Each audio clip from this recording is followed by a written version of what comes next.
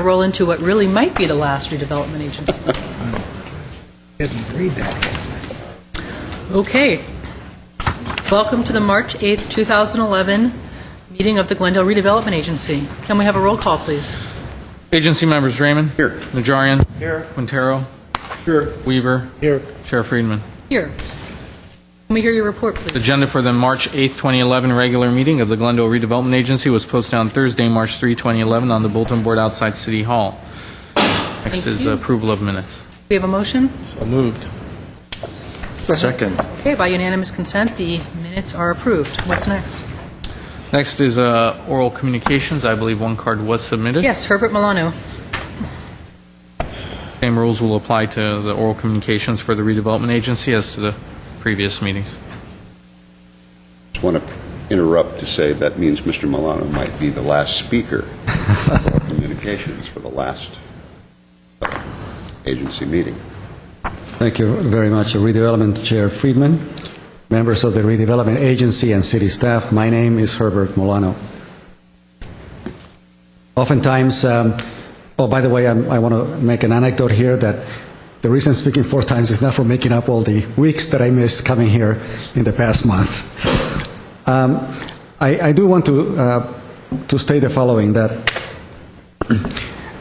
during the past month or two, as I come to make my observations that are often critical of the council or redevelopment or the housing authority, I am being challenged from the dais as if I have no prerogative or right to come before you to speak.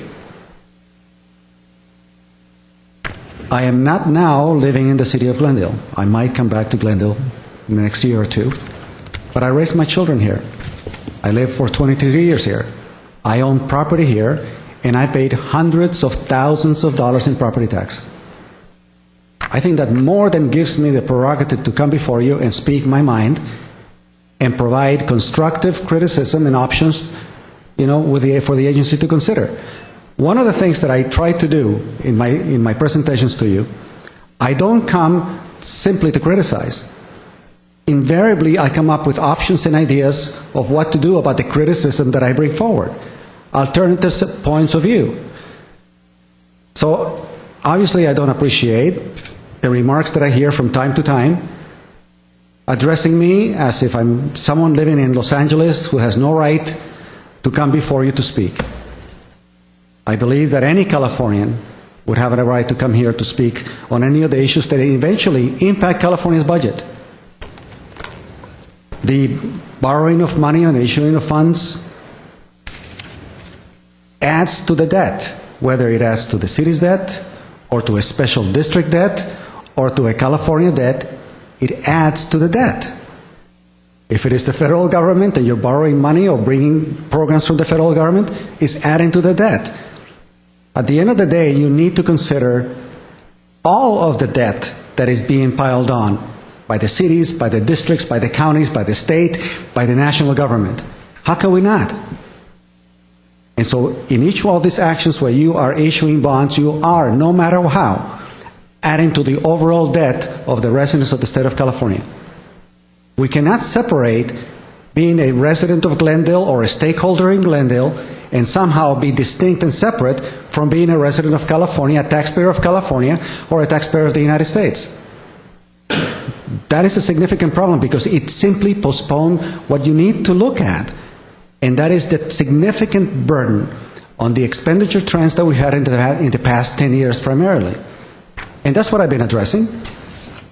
You look at using redevelopment money for the reconstruction of Central. Central Avenue is in incredible state of disrepair. Horrific. There are significant potholes, the roads are broken, and we are thinking that in order to provide the funds to repair a major city thoroughway, we must depend on redevelopment money for it. Because through the general fund and through the capital expenditures that we try to, there isn't enough money. And there isn't enough money because we have overloaded ourselves with a significant amount of burden on the pension obligations as being one of them. And the post-employment benefits in the last 3 years. It went from about, 15 million or so to 100 million in the post-employment benefits. $103 million. You know, you look at how we look at redevelopment, the agency, and in a way is to patch up the tremendous burden that the rest of the general fund and other funds have basically piled on in Glendale. We are moving money from one place to the other as a way of making things fit. I am suggesting to seriously go back hard and to take a look. Look, when you say that we have $450 or $500 million in reserves, why don't we get a listing of how that money is already burdened or allocated? It isn't that money. You know that.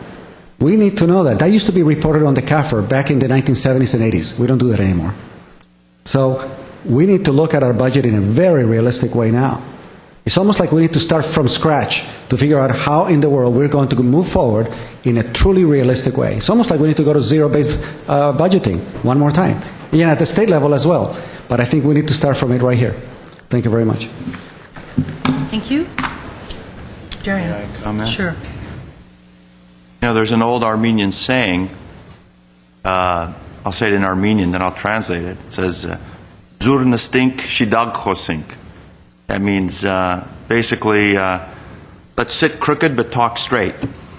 And let me talk straight with you, Mr. Milano. Come on now.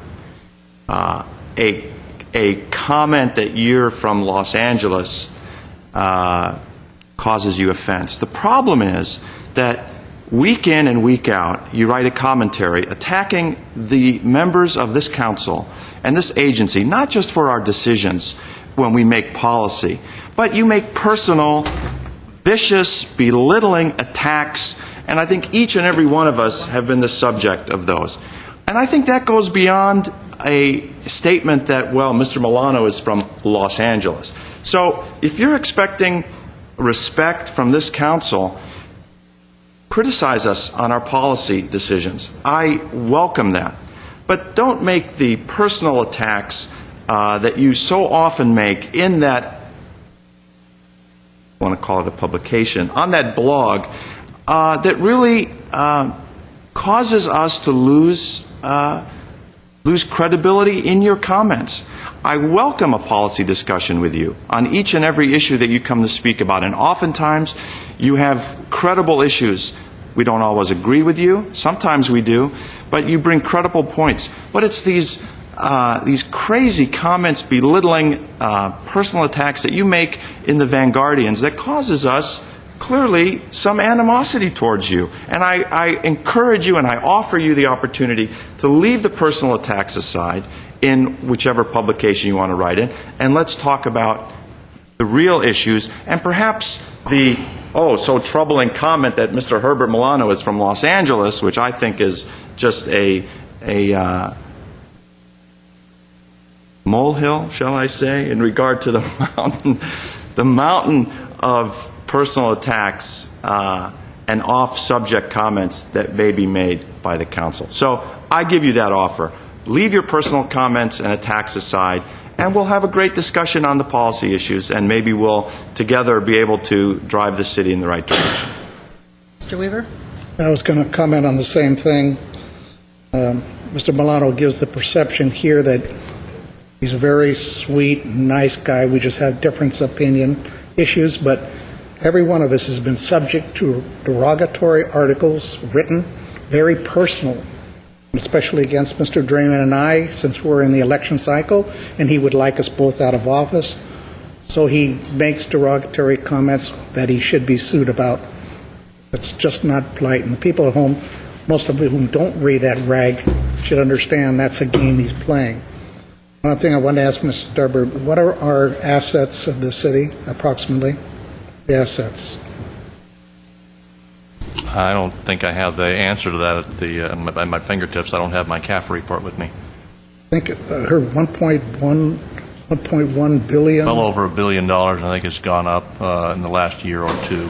What we have, and our debts, a couple $100 million unfunded. Yep. Well, and on that, if I can for just a moment, all debt is not created equal. That's all right. debt isn't equal. I'll just use some examples.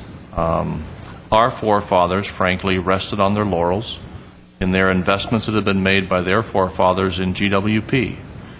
This city council and former city councils had to make very difficult decisions to increase rates and issue debt, bonds, secured by future revenue payments, frankly, invest in infrastructure in GWP. Those improvements will last for 50 to 80 years. It's very appropriate for, frankly, future ratepayers to pay for those assets in part. That's very appropriate and responsible use of debt. The bonds that you issued to pay for the police building, when you had the cash in the bank, and you still have the cash in the bank, we actually make money on those bonds. Now, we're making very little right now because the interest rates are so low, but from almost day one, we have actually saved money by utilizing debt, these certificates of participation. So to say that all debt is bad is not. The use of responsible debt in responsible ways is very appropriate, and frankly, I think we can justify fiscally as still living within our means. To categorize it all as bad is wrong. Thank you. Thank you. What's next, please?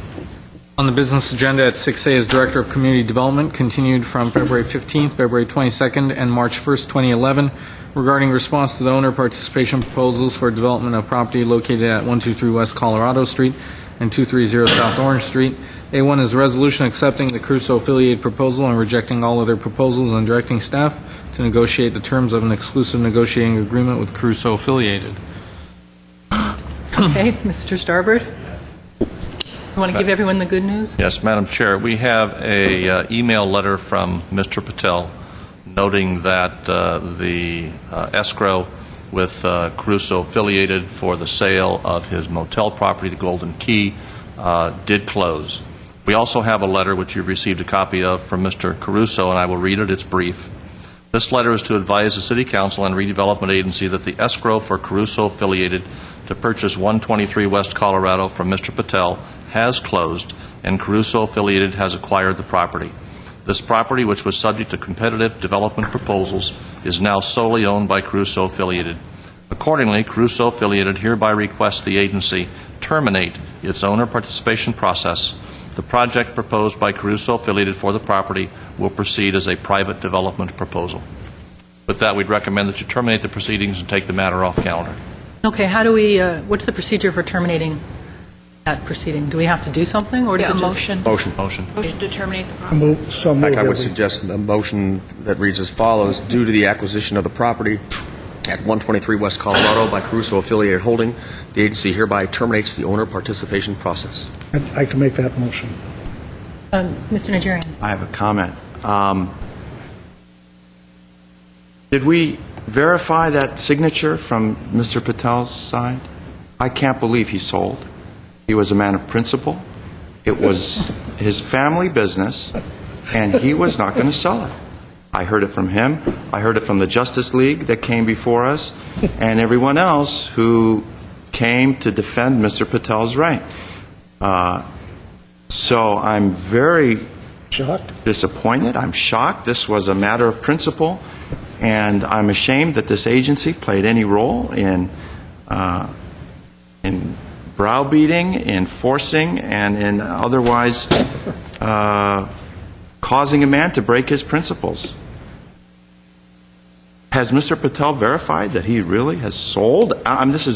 Was this really about the money? I mean, I'm shocked. Where are the mass hordes that were here? We had this room packed with people. It's a man's right to carry on this business. So I'm being somewhat facetious in the extent of my drama, but really, folks, I mean, was it ever a question in anyone's mind what Mr. Patel was doing to whipsaw, to leverage the sale of this property? I mean, he sent letters out to every organization, to the Justice League, to every other libertarian organization, indicating that he was a man who's standing by his principles. He did not want to sell. He's being forced into this under the eminent domain. Lo and behold, ding, ding, the sign of a cash register. Mr. Mayor, what we can confirm is that the facsimile came from the Golden Key Motel was received today at 12:40 p.m. So the confirmation appears to exist that it came from, in fact, the Golden Key. Faxed from the Ritz-Carlton in Hawaii, or it's showing maybe a more exotic Would be location, an perhaps, at this point? 18 fax fax number. I see. Mr. Mayor, He's still in town. it might also be appropriate this time for Jillian just to give you a brief update on the litigation as well, which was settled as part of the land transaction. Oh, yes, the litigation, the extreme damages that was caused by... I'm sorry. You have the floor, Ms. Dunlap. Apparently, as part of this resolution, the lawsuit that was filed by Mr. Patel, he has agreed to dismiss that lawsuit with prejudice, and that settlement, we understand, will be finalized on the 15th of March, at which time the dismissal with prejudice will be filed for all parties on all causes of action in all matters. Include the City of Glendale. And Including the redevelopment City agency. of Glendale, the Glendale Redevelopment Agency, all the Caruso entities that were sued. Okay. Thank you. So we have a motion. Do we have a second? No second? Second. Okay, can we have a roll call? Agency Member Drayman, Yes. Jarian, Carroll, Yes. Beaver, Aye, Chair Friedman. Yes. he's back. Want to vote on that? No, not really. Okay, what's next, please? He is Director of Community Development regarding incentives for Art and Entertainment District business and request for assistance for HVAC improvements at 145 North Maryland Avenue. B1 is motion approving a matching grant for HVAC upgrades, HVAC upgrades consisting of the agency's vision to provide incentives in an amount not to exceed $19,000. B2 is a resolution appropriating $19,000 for a matching grant to the owner of 145 North Maryland Avenue. Okay, good afternoon, Agency Chair Friedman and members of the agency. My name is Sharon Garrett, and I'm an administrative analyst for the City of Glendale Redevelopment Agency staff. I'm here today to present to you a recommendation that the agency participate in a property upgrade expense for the property at 145 North Maryland Avenue, which will be the new Pierre Garden restaurant. The participation is in the form of a matching grant incentive of $19,000 for an upgrade to the building's heating, air conditioning, and ventilation system, or HVAC system. As you heard in the previous presentation, the agency directed staff to begin promoting Maryland Avenue as an art and entertainment district in November of 2009. The urban design strategy for the district includes key incentives to make the district more business-friendly for desired new operators. Tenant improvement incentives, including in addition to facade grants currently available, were anticipated. Staff worked closely with several landlords to convey the message that the art and entertainment district uses were desired in the district. In September 2010, a new lease for this property was commenced. The new tenant, Pierre Garden, will operate a trendy restaurant with an upscale white tablecloth environment and a more casual separate bar and patio environment. The venue will also have live music. The vision for Pierre Garden is aligned with the agency's vision for the art and entertainment district. It occupies a key corner in the district. It will be a place for people to gather and be entertained for lunch and dinner, and to provide something to do before and after shopping, dining at other restaurants, going to the movies, attending shows at the Alex, or clubbing on Bryant Boulevard. Pierre Garden will be operated by a partnership of business owners who've worked together for years. They have restaurant and catering experience in Glendale, in addition to operating other types of businesses here. The landlord, Mr. Vadine, has invested considerable capital to the success of Pierre Garden with building upgrades and abated rent. One upgrade that's been necessary to provide a state-of-the-art comfort and energy efficiency environment for this type of establishment has been the upgrade to the HVAC system. Anticipating a net cost of $38,000 after GWP rebates, the landlord approached agency staff in December to request participation. Staff recommends a matching grant of $19,000 for this building improvement and would like to answer any questions at this time. The owner is also here, and his representative, if you wanted to ask any questions of them. Okay, Mr. Quintero. Yeah, I'm curious, the chef and manager, there's no names attached to where they worked in the past and so forth. I'm just curious who they are. I know who the owner of the building is and the legal representative, but who's the chef and manager? The head chef's name is Cedric Gumrikian. He was executive chef and owner of SIS Banquet Hall on Foothill Boulevard. He's a graduate of the Kitchen Academy at Hollywood. The school's now defunct, but it was open at the time he attended it. Okay. Hearing that he operated a banquet hall, I assume we're going to go through all of the normal legal procedures to make sure that this is a full-service restaurant operating. Full-service restaurant should. Absolutely. We've reviewed all their plans, and we've interviewed the principals, and we feel secure that they're going to operate a full-service restaurant, both white tablecloth environments and a more casual bar environment with an outdoor patio. And they'll be open during the day for lunch, et cetera. They'll be open from lunchtime to at least 10 o'clock at night on most nights, and be open later on the weekends and on club nights. Mr. Weaver. Sharon, when did we first hear about this place coming in? The lease commenced in September. This restaurant. I'm sorry? This restaurant, when were we told about it? I'm trying to recall. We were told that the lease commenced in September. No, I read the report. They're already working. They've been working on the interior stuff. When were we told all this restaurant was coming in? In September of 2010. We were told then they were coming. Yes.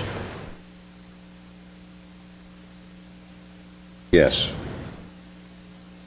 Not about the executive chef, about the air conditioning contractor. I want to make sure that these evil, dastardly, horrific ADI subcontractors who happen to be Glendale business owners for some 32 years, like Precise Air Systems, go unnoticed, because they're the air conditioning contractor on this project.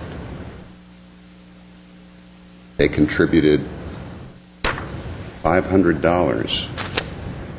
Mr. Yusefian, who walked that check into my campaign in 2007, and also contributed, I think, to every campaign, every council member on this dais except Mr. Weaver, and has done work for people on this dais. I hired him to do my air conditioning in my condo. The word hire, that's because I hired him, paid him, did his work, and left. So he's one of the non-fictitious people that doesn't seem to get mentioned in.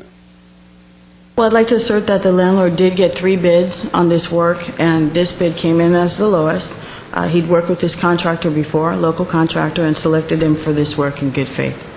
This work also qualified for GWP incentives for energy efficiency upgrades, and a walkthrough by GWP officials was conducted to ensure that the work was in compliance with their incentives. Well, I might add, in addition, he also contributed to candidate Manukian's campaign, because he also had these horrible, dastardly ADI subcontractors that contributed to his campaign as well. They also, as I understand it, have done work for the City of Glendale, and probably about 2,000 other projects in the city in the last, both residential and commercial, in the last 30-odd years. But I just wanted to disclose that very carefully before we vote. Mr. Quintero. In view of that disclosure, I have questions. Did you say that there were other bids for this specific job? Yeah, there were 3 bids. Bid? Have you seen the bids? I personally did not.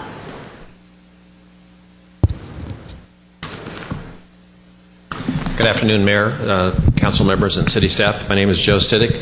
I'm the broker that negotiated the lease for the property owner, and we manage the property for the client. And yes, we did receive 3 competitive bids, 2 from other local HVAC supply companies. Okay, can you submit those bids if you are you still in possession of them? I'll be happy to. I don't have them with me, but I'm happy to furnish them to the city. Absolutely. I'd like to have you either submit them to the city clerk or submit them to the redevelopment agency, but just so we have on record that you did go out and sure. And quite frankly, I'm surprised to hear the vitriolic response that they were involved. I mean, had no idea that was lingering in the background here. Otherwise, we may have made a different decision. But I think that I there's- didn't recognize the name, to tell you the truth, but now... Let me clarify. Yeah, Mr. Drayman. I didn't get any. I'll clarify for you. They're an excellent company. They do excellent work. They have an excellent reputation. And as a matter of fact, you'll find them on our GWP website, as I found them, being recommended to the public. that's what we understood, too. They are excellent. The sarcasm, if I may borrow some of the mayor's drama from earlier, is that some of these contractors who are long-term Glendale businesses, some of them multi-generational businesses in Glendale, are having their reputations destroyed by one of our council candidates and the fellow supporting him, Mr. Allen, who writes the blog you were talking about, and some of the newspapers referring to them as ADI subcontractors, because among the many people they did work for at one time or another on one project or more, they also worked for a affordable housing developer in our city who is now a discredited developer. And this company also made campaign contributions to some of the current and former council members. So that was that. Sometimes the paintbrush swings far and wide and people get splattered inadvertently. That is correct. I think it's a fantastic analogy, Mr. Stiddick. My next question is for Mr. Howard. I assume that there's no conflict of any sort. This motion. Mr. Chair, members of the agency, campaign contributions standing alone are not sources of income that result in a disqualifying interest unless the campaign contribution is intended as a quid pro quo. In this circumstance, it's clear that that is not the case. As Mr. Stiddick noted, it was the property owner / I guess it's the tenant, actually. Property owner. The property owner went out to bid. The agency is merely participating in potentially providing funds to the property owner to assist in a rehab of the property, consistent with your vision for an arts and entertainment district. So it's even further attenuated. The work that was done with someone hired, Precise Air, I believe, is the company, unless that company provided a benefit to the elected official based upon their status, and that benefit would be considered a gift because it was not available to the general public. That gift might result in a disqualifying interest, but I know no information that suggests that that is the case in any circumstance. Other questions? Okay, can we have a motion? Thank you. I'll move it. Second. Both. Was that motion for both? Yes, for both. Agency members Drayman? Yes. Najarian? Yes. Carroll? Yes. Weaver? Chair Friedman? Yes. Next is agency member staff comments. Do we have any comments? Seeing none, is there any new business? Will we adjourn? We are adjourned. Is there a second? Second.